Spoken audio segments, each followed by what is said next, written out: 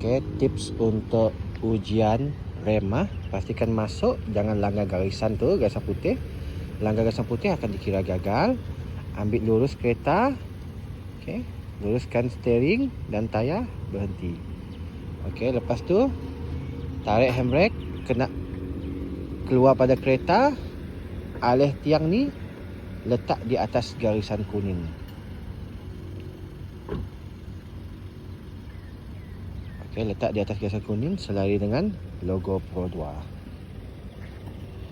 Okey, lepas tu masuk balik dalam kereta, pastikan pakai tali pinggang. Kalau tidak pakai tali pinggang akan dikira gagal. Okey, pakai tali pinggang, masuk gear D. Turunkan handbrake. Lepas tu kita akan naik dua tayar hadapan di atas beam, jangan sampai langgar tiang. Okey, tekan minyak sedikit. Stephanie. Okey, pastikan dia masuk penuh.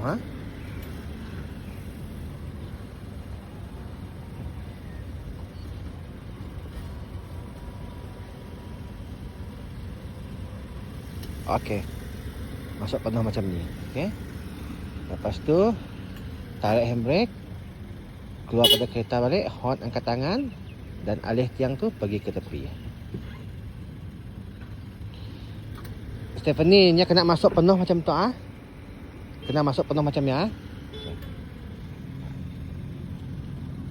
Letak di tepi. Okey, lepas tu masuk balik dalam kereta, pastikan pakai tali pinggang.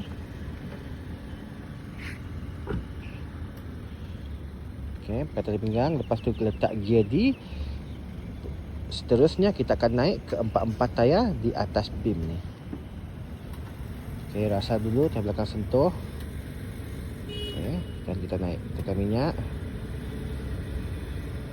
Okey, kalau tayar hadapan jatuh akan dikira gagal. Okey, jalan.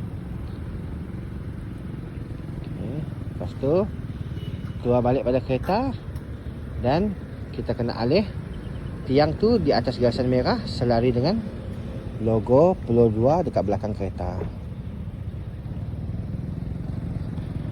Okey, letak di atas garisan merah. Okey, lepas tu masuk balik dalam kereta, pastikan pakai tali pinggang.